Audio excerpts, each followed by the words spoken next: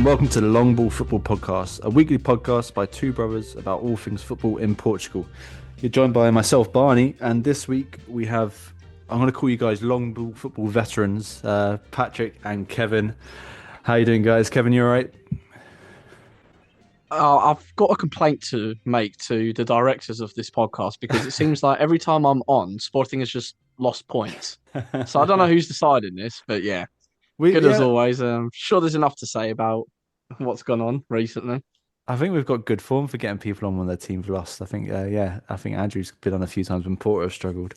But wait, we'll get stuck into that seven. Patrick, are you okay? How are things? Yeah, I'm pretty good. Obviously, as Kevin mentioned, a bit disappointed with the Sporting result. I'm gonna have to check the history now. Like every time I featured, what was the result before that? Yeah, And I might come into my thinking next time I agree to come on. If it's a big game, I'll be like, do you know what? Maybe next week. yeah. Um, The long ball yeah, football curse has been mentioned a few times. But yeah, I'm not sure if it's that legit. We'll see.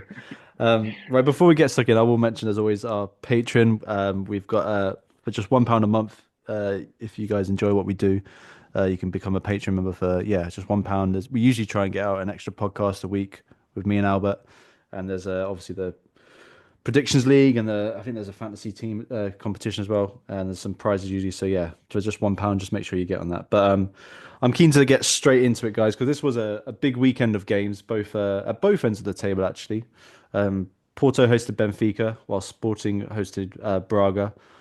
Both games, well, could potentially decide the title race and the race for third place, which I think might be tighter than some people might think. But let's start with the Clásico match, which maybe didn't feel as poignant as it usually does. Porto are improving, but aren't at the level that Benfica and Sporting are currently.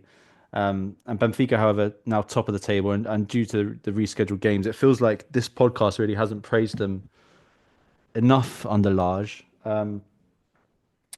Patrick, Pavlidis scored within the first minute, and that just set the tone of the rest of the game. I think it was a dream start for Benfica. And I thought they managed the game really well after that. I don't know what you think. yeah, exactly. Like coming into the game, I was wondering there. When you think you probably scored too soon, I wonder whether that effect might creep into Benfica. But even when you look on form and stuff like that, Benfica were the informed team in comparison to Porto. So I think them scoring first was really important. They obviously had a moment after it where they had to ride a wave in terms of a response from Porto. But Porto never really managed to do quite enough to hurt Benfica. And it seemed like every time Benfica actually tried it and tried break lines, they did with success. There were the outside centre backs, Noem Perez and Marcano, just they had a tough day out there. And yeah, it was. I wouldn't say straightforward because I feel like that's quite disrespectful, but it was super well executed from Benfica, I would say. Yeah, yeah, I'm glad you highlighted those players because I think there was issues with that back line and they just seem to have a sort of time. I will come to Porto, but I wanted to speak to you, Kevin, about Pavlidis, who's been on a bit of a journey since he's arrived in Portugal. I think it was in the pre-season he scored a few goals and then he struggled, and I remember we did a Christmas quiz and I had an XG round, and out of the whole league, he was the player at the time who was underperforming against his XG the most. And we had a little bit of a laugh about it at the time, but perhaps the data was suggesting that the goals were going to come, and boy, have they! And in particularly the big games, right? I think that's what stood out recently. Is he stood out in this Benfica team. He's got some big goals and some big games. Yeah, Pavlidis at the end of the day, he's always been a consistent performer. His work off of the ball, where he contributes to the front line as a whole, has always been very solid, very positive for Benfica.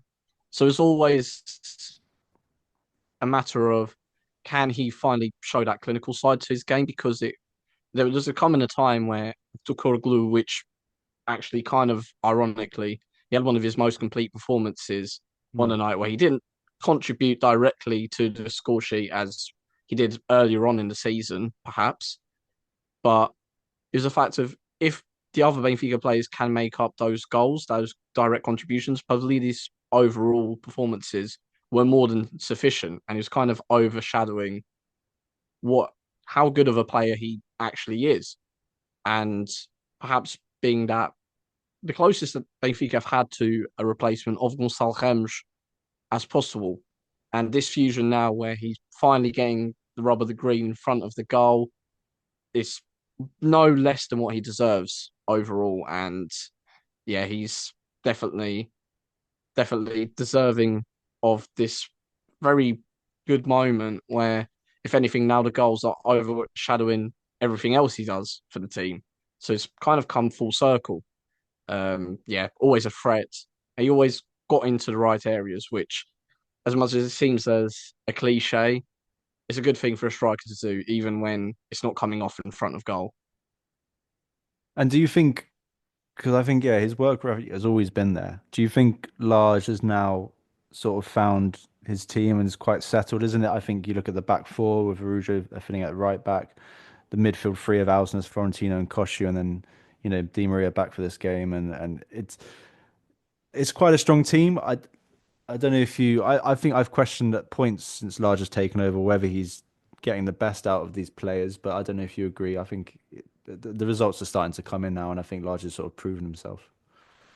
Yeah, but Lage kind of built a reputation for himself as sort of a purple patch manager.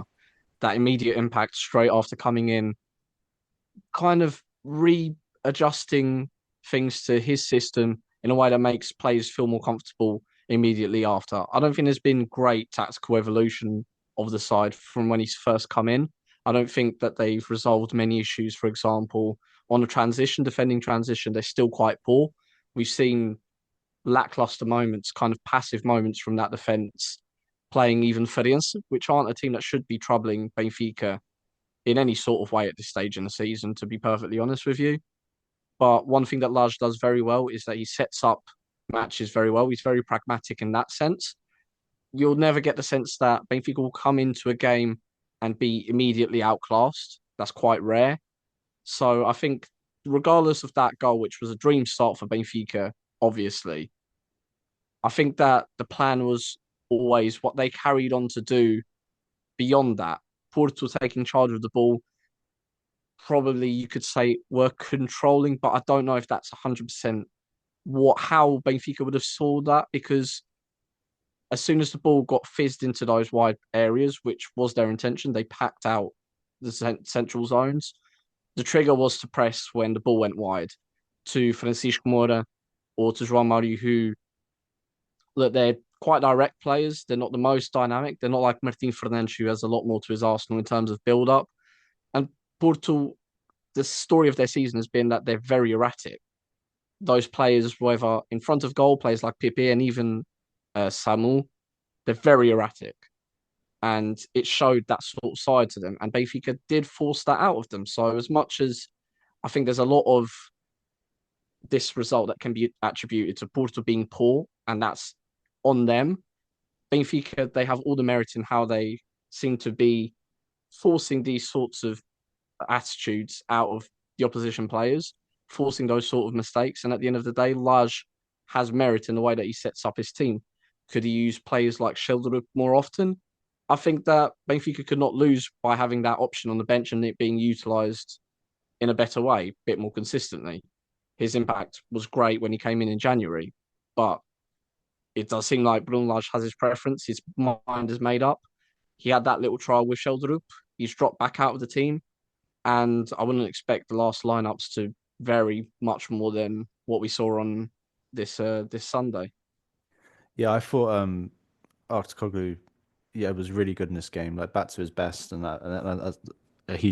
I think for me, he's got to start ahead of Sheldrup. I think he described it well, the way they sort of could almost soak up a bit of pressure from Porto in possession, and as Patrick mentioned, hit them on the break and attack Perez, attack Meccano. That happened quite a few times.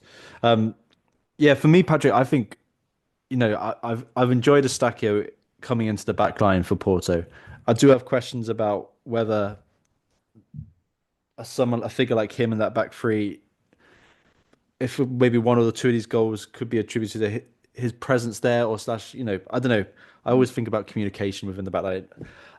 Where do you see this Porto team ending this season? Because yeah, I feel like Anselmi's found the team out of the squad he's got. Obviously, that squad's going to change in the summer, but there's a long way to go, and it feels like, we're going to talk about the Braga result in a bit. There's still quite a bit to do, and I think this game was, sort of really showed their frailties, I guess you could say. Yeah, it'll be interesting. You'd like to think, just reading through the players that they have, like that they do have that advantage in terms of quality, and they will see it through and at least secure third place for themselves. But it'll be quite interesting to see also the impact that a defeat like that sort of has on this Porto team, especially losing 4-1 the first time as well against Benfica. It can quite easily just spark doubt in the players and in terms of how good they actually are, in terms of the direction that the team and the squad is going. Um, for me personally, I always worry when, for example, a club president or an owner or a chairman is having to come out publicly and back a manager. I feel like when they do that, it's like it smells trouble. Mm. And with André Villas-Boas having to do that again this week for Anselmi, to me it just tells me that okay, like we've hit the stage now where you can't just sweep whispers under the rug, like something is going on.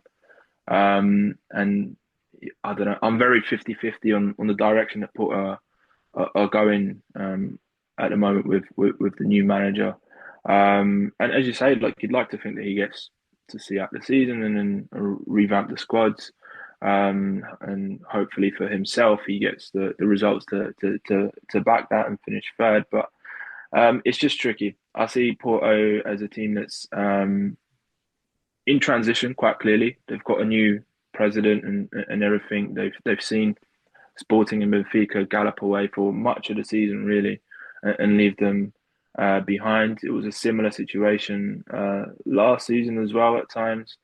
And I think for Porto, it's kind of like a new reality for them. Like they're not used to having a spell like this. It's not. This isn't really a Porto season, if we're brutally honest. And that's naturally going to be very difficult for pockets of the fans or even senior management within the team, players. It's going to be difficult for them to accept that. And yeah, let's see how they manage that, because there will be some people that would just be willing to accept that it is what it is. It's a transition phase. We could get third. It's not a disaster if we get fourth, or it is a disaster if you get fourth. And even if you get third, it's embarrassing because you should be aiming to win the league every single season. I think it really depends how they accept the realities of the situation that they're in. For sure, yeah. Yeah, I think I look at some of the players, and Kevin mentioned him as well, Pepe, just so erratic in his performances. And when you look at, I guess, to compare him to the Benfica wingers that they've got, even Shoulder Up, who was on the bench, it just feels like, I don't know, I feel like the squad quality is massively dropped for Porto, and it's going to be I think it's going to be a tough rebuild. I mean, this result has put them down to fourth, 1 point behind Braga, and I suppose we better come to that game. Benfica sit top thanks to an Afonso Patrão goal. The Braga B team striker coming on against Sporting, having played just 90 minutes of top tier football before this game, and heading home a late equaliser for Braga. This was, having seen the Benfica result and then this coming in, this was, I don't know, this if it feels quite significant. Kevin, I mean, Sporting were the more dangerous team in this game. Gyökeres causing all sorts of problems. Quenda with a few chances as well, but Braga held firm and they got the points. Tell me how you saw this game, and what were the problems for Sporting? Well, I think it's kind of the story of the story of the story of Rui Borges at Sporting, really. Um, Going 1-0 up and then trying to survive the rest of the time, not having any sort of ambition to grab hold of the game, see it out in a different way with some sort of control. It's giving full initiative to the opposition, and Braga, credit where it is due. They took that initiative, they pushed Sporting back. But as the team at home, as the title contenders, you would expect Sporting to have a little bit more about them, for the manager to show a little bit more ambition, a bit more of a pragmatic nature, and try something to weather that storm. Not just, okay, this is what it is. Let's see how long we can hold on to it for this lead and hope that there isn't a lapse in concentration and it doesn't slip in that way. But once again, for the 8th time in the season for Rui Borges, between Vitoria and Sporting, he's let a lead slip. He's been an advantage in a game and he's let it slip. And there hasn't been many games this season where Sporting has ended up with less possession than their opposition, but they've all been under Rui Borges, including a game against Casa Pia, including a game against Estoril. If that doesn't really spell the picture for people, I'm not sure what will. And I'm not trying to go on a Rui Borges hate spree at the moment, but the fact of the matter is Sporting seem to have got in a glorified interim because this approach is completely results based. It's obsessed with just grinding out a result, trying to survive until the end of the season. The conditions are difficult with all of the injuries. That is absolutely true, but it does not explain the inactivity on the bench. It does not excuse the fact that Rui Borges isn't even comfortable with what he's doing.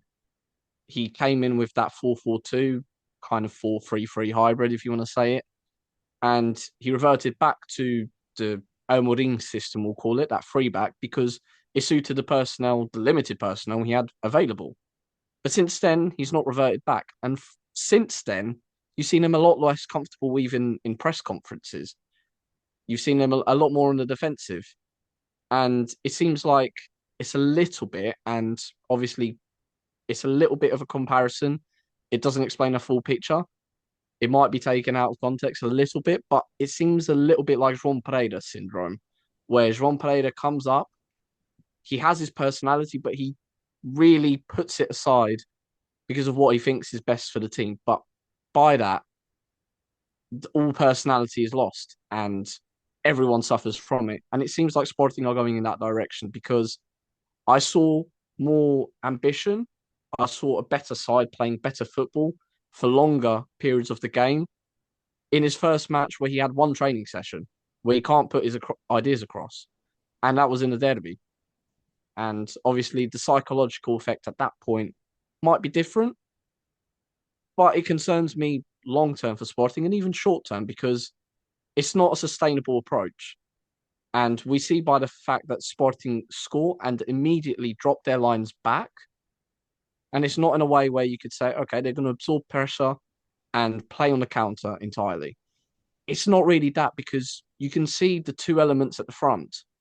You've got those banks 4-4-2. The two banks of four are far apart from the two at the front. So it's not even sustainable to absorb that pressure. It's not a cohesive unit. And seen by the goal that, for me, Maxi, Edu and Diomande all sort of at fault just for passive approaches to it. I'll let Patrick after extend a little bit more on it. But I think it kind of shows exactly what the issue is. Kind of just weathering a storm, seeing if it's enough to get to the end. But it doesn't look like that's how it works in football, I'm afraid. So it's going to be a lot of suffering until the end of the season. And Sporting suffered. They suffered the consequences of their own actions, if you ask me. Yeah, well, I will come to you, Patrick, because that Patrao goal for Braga, it did seem. I was quite shocked about how much space he had, and it wasn't a clean header, but it bounced quite nicely into the goal. Quaresma and Diomande sort of scrambling. Yeah, a bit sloppy basically, and that's not really what you should be thinking about when you see those names in that back line. Yeah, talk to me about how you felt this game went, and yeah, just yeah. Yeah, I mean the goal itself, in terms of how it went in and all that, I'm not sure how much of it you can attribute to the manager because we're talking about professionals and in terms of marking your zone and being aware of your surroundings. I think too many of them sort of facilitated the situation a little bit for Braga. But in general, like I'd have to agree with Kevin as well that you know 1-0 is a very dangerous advantage to hold on to. And we put ourselves in a position where quite literally, like, we're inviting Braga onto us. And so when you're leading 1-0 in the final stages of the game, you sort of open yourself up to a possibility such as a cross coming in and stuff like that. So it didn't make sense to me. It didn't make sense in addition with the substitutions that he made. I was really disappointed from the moment where he did make the substitutions, because with all that being said, I did think the midfield was more or less stable. Hillman and the Bus were controlling things, even if they didn't have the large bulk of possession. They were controlling things quite well in the middle. I think you bring in a young kid in a nervy game, and I think he really showed that he's not quite ready for a situation like that, a scenario like that. At the same time, I was disappointed to see Jenny leave and be subbed, because I did think for large parts of that game that he was like probably alongside Gyökeres, Sporting's best player. He was burning through lines, carrying the ball. And if you set yourself up to play on the counter like he did in the latter stages, that pace, that trickery, that directness is so useful. I don't understand why he decided to let Jenny go and bring in, I think Maxi was who replaced him directly. And yeah, I think just from that perspective, I think everyone's entitled to be very disappointed with the manager himself. I will cut him a slight bit of slack as well, because I guess in a situation like that, if you put yourself in his shoes, you're winning 1-0 against fourth place, a very good side in Braga. I feel like if you also don't defend, or if you keep going chasing the second, and all of a sudden you concede, you're also going to get hit with a book. So it's football. It's football. But no, in general, like I would be I felt disappointed with the manager, more so with the substitutions and the scenario that he sort of enabled than anything else. Well, I'm glad you described Braga as a very good team there, Patrick, because I think on last week's pod, both Albert and Andrew were a little down on Braga and Carvajal. I feel a little bit more optimistic about them. I think Rasic has been a great winter signing. Zalazar coming back in the team's almost like a new signing, and even the young Chisumba at left back has been excellent. And I think you can say with Rasic and Chisumba, those were real problem positions for Braga, but now the team looks, I think, pretty good. Kevin, can you see them pipping Porto to third spot? Are you as optimistic as me? I'd make them personal favourites, if anything, just based off their current moments. Mm. You're in the run into the season, anything could happen. Never say never to Porto. Obviously, their club stature and whatnot, and they do have a lot of quality. It just takes a few of those erratic players to come into their moment of form at the right time. But Braga do look very good. They probably look like one of the better sides in 2025 overall. The results would suggest that, at least, and is huge credit to Carvalhal overall, because he's kind of revolutionised Braga, because I think previously, at least, it seemed like there was a little bit of a sour taste when he came back, the way that the former manager left, maybe feeling that because of the way that the defence is, they were seen to have a very, very poor defence at the start of the season. A little bit more stable now with the entry of Shisumba, which was a great addition. It seemed like there wasn't a lot of optimism towards Braga at certain stages of the season. But I wouldn't say that's the case now, because even with in-house solutions, the presence of Gorby at sometimes, Chisumba, as we've already mentioned, Petron with that goal, and he's not even really making huge waves at B team level. It just shows that Carvalhal is a very underrated manager. He is that sort of transitional manager that Braga would need, at least to grind out the rest of the season. And he introduces youth very well. He always has. He did so in his last spell. So yeah, I'm optimistic they can grab third spot. I think it's going to be a very good fight until the end of the season. And I'm looking forward to them next season because they've already cemented the signing of Lel from Casapia. That's going to be a great addition to their squad. There were reports saying that they were going after Malheiro, who was formerly of Boa Vista. That's again a very good signing. Obviously, very offensively capable fullbacks, but I'd say a little bit more responsible than the likes of Adrian Marin, which we've seen in the past, which was a slight liability, we could say at the very least. Yeah, but things look a lot better all of a sudden for Braga. I get the sort of pessimism because I think we've come to expect Braga to really kick on and be battling not only with third but with second as well and first, at least for short periods of the season. But they're in the race and they don't finish third every season. So even if Porto do look very much below the mark, Braga are doing their thing. Yeah, I agree. I'm quite up on Braga at the moment. I think they're going to finish third the way they're playing, and I feel like there's a couple of players come back in, isn't it? Roger Fernandez is out injured. I'm not sure if he'll make it at the end of the season, but the squad's there to improve. Gentlemen, I will before we move on to the next game. I just wanted to talk about this weekend being Benfica winning and Sporting drawing, dropping points. I just wanted to look at the run-ins and just to gauge your confidence on your team finishing top, hopefully. Sporting have got Santa Clara, Moreirense, Rio Ave, Gil Vicente, and then the last two games, Benfica and Vitória. Whereas Benfica's last six games are Ruca, Vitória, AVS, Estoril, Sporting, and then Braga. So a couple of tricky games for both those teams. Obviously, the Benfica Sporting game will be potentially quite pivotal, but Patrick, how are you feeling? Do you think there's enough in that for you to maybe clinch it? Yeah, for sure. I think that a team like Sporting has to look at that, and especially with everything that's at stake, they have to look at that and think, right, the situation we're in, we have to win every single game, and especially that Benfica one. If you can charge up your form and go into that game and make it a must-win game and a game where you can win, then that's practically almost everything you need to do. I think they're both challenging run-ins. Both teams have very difficult games, both leading up to the big derby and straight after the final game of the season.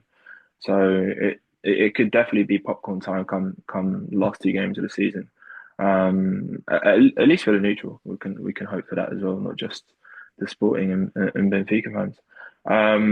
But it was as disappointing as Monday night was to throw away a lead against Braga and all of a sudden drop below Benfica for the first time in a while. There is still hope. There's still a lot of football to be played. But you have to take focus into that as well because off the back of a disappointing result like that, all of a sudden, if you take that into another game, next game where your mentality is probably a little bit more fragile, then you could be saying, okay, it might be all over at that point. So it'll be interesting to see how Sporting respond. I think they've got strong mentalities in the dressing room and what have you.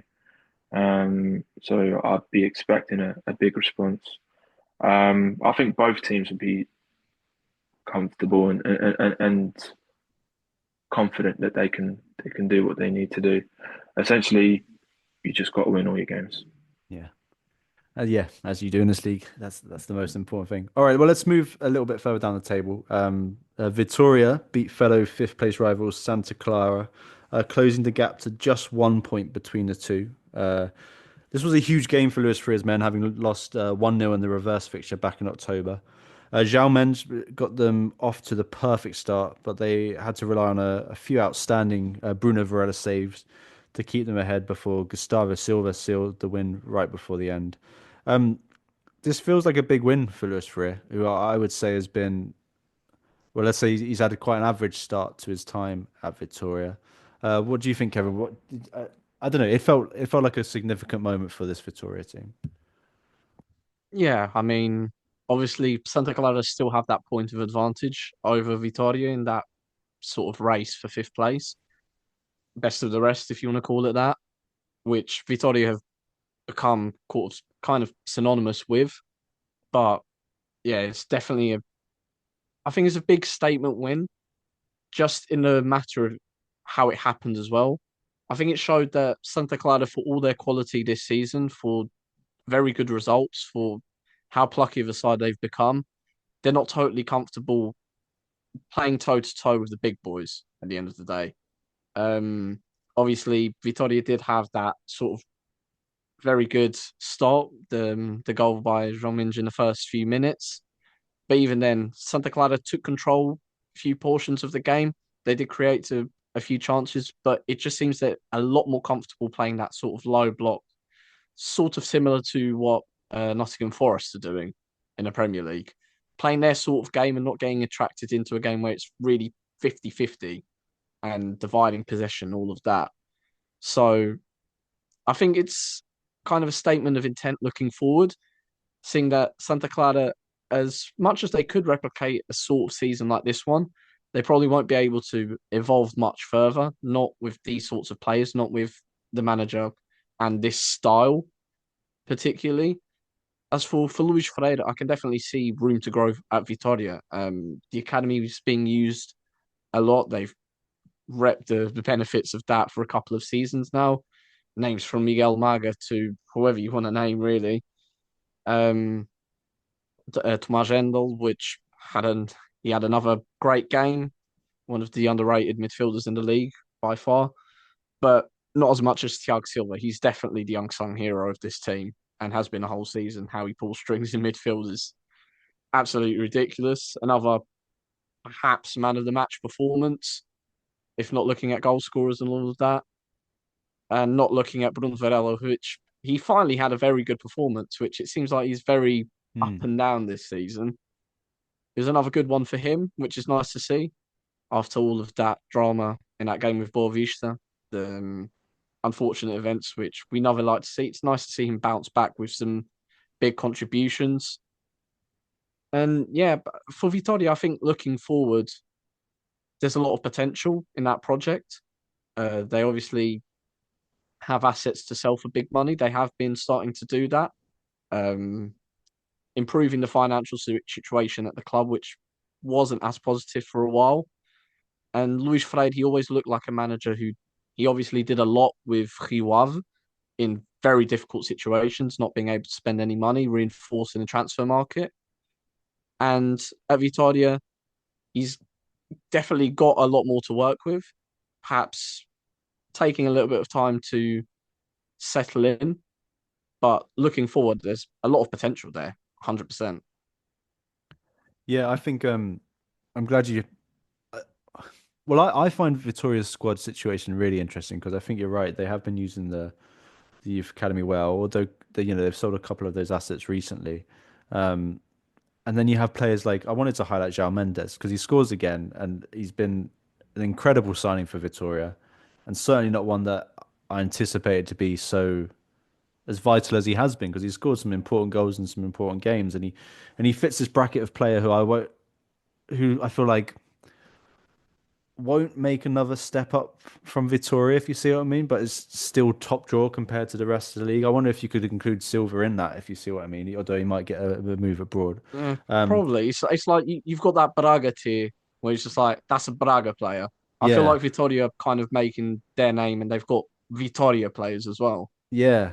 And yeah, so I quite like that. Even like Borevkic, for example, and Varela in goal. I feel like that they're going to stay there.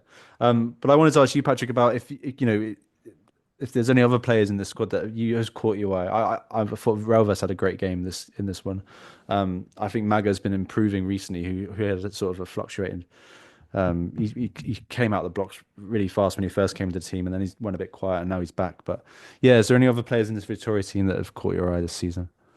No, to be fair, I think the players that you mentioned are exactly the ones that I have been a fan of for much of the season and even throughout this game. I think Kevin mentioned that Varela's had an up and down season, but in that game, really crucial for what Vitória were trying to do in securing that win. And yeah, Thiago Silva, Tomás Handel, real quality players. Um, I like the term of a Vitória player, that bracket where you kind of like if it's like the typical uh big fish small pond type of situation, but if all of a sudden if you balloon yourself up to a Porto Sporting Benfica, it's kind of like you're just another player. Um, I like the role that they have in that sort of dynamic. And you know when you talk about Vitória now being a selling club and how they've sold quite well in recent windows. You know, part of me does kind of like hope that they do hold on to one or two players for a little bit longer. Same with Braga because you want to see the league be more competitive, like we have the situation with Braga now, like rubbing shoulders with Porto. You want to see that happen, and you want to see title races turn into a freeway title race or a four-horse race, or even. But you know, the financial reality of Portuguese football is that when the time comes, you have to sell. These sorts of players. But it does always make me wonder, like just what could a Victoria like really strive for if they just held on to key players such as those for just that little bit longer, just an extra year or so, and yeah. Yeah, I do want to talk a little bit about Santa Clara because I feel like they have plateaued since New Year, and maybe we shouldn't take away from the amazing job that Vasco Matos has done and the fact that they managed to keep him as well, despite interest from Brazil. Um, they still have Sporting and Braga to play before the end of the season, whereas Vitória have Sporting and Benfica to play. So similar run-ins to we discussing with the big teams. But so it will be a tough run, but they still could remain fifth. Do you see that, Patrick, or do you think they're on a sort of downward? To be fair, I really can't call it. I really can't call it. I think if we're looking at the weekend, um, I think Victoria were the better side, and they should have been there at home. If we're being honest, I do think Vitória has more quality in their squad compared to Santa Clara. But on the balance of things and looking throughout the whole season, and I mean, I know last time I was on the podcast, we were talking about Santa Clara in quite a bit of detail, and just we were wondering how far they could go. Um, you know, and here we are, 6 games from the end of the season, and they are still a point ahead of Vitória. So um, even if they've dipped a bit of late, you know, you have to look at what's on record, and if they were to bounce back up, all of a sudden, you know, you can bounce back up at any point. Um, I think they can do it. I think they can do it. I think it's a similar situation to Sporting and Benfica. They've Mm. both got equally difficult and challenging fixtures, and even at this point, it's very hard to actually find a comfortable fixture because everyone everywhere has their own goals and it's crunch time. You might think, oh, I'm going to play Boavista the weekend, but all of a sudden they need points. Yeah. It's a real free for all at certain stages. Obviously, you could play a mid-table team that knows they're not going to do anything, they're not going to go down, they're not going to fight for Europe. It's a bit of a dead rubber for them. But yeah, I think in general both sets of fixtures look very difficult. Um, and I wouldn't be surprised. I wouldn't be surprised if Santa Clara managed to just hold on to fifth place, and that would be a very special season for them for sure if Yeah. they manage to do that. I think it has been already. Yeah, for sure. Because if we're being honest, we're probably not expecting them to be top five or top six. So yeah, they can definitely look on this season with good eyes. Yeah, I completely agree. I think yeah, I'm glad you mentioned Boavista and that looking for points because that's the next game we're going to come on to. So a big result at the bottom for Boavista as they beat Rio Ave 2-0 on Monday night, having sacked Lito Vidigal on the Sunday and promoting Jorge Couto to interim manager. The change of coach had an immediate effect, winning 2-0. They're on 18 points now, the same as Friends, and are 5 points away off the relegation playoff with six games remaining. Some said it couldn't be done, Kevin. I, I said it could. I'm still feeling that it might not be the last we've heard of Bervista. Am I being a bit ridiculous or? So they could they? Surely, man, surely. I mean, I look at their team. I look at their team, and we were talking. I think the last time I came onto the podcast, I made the point.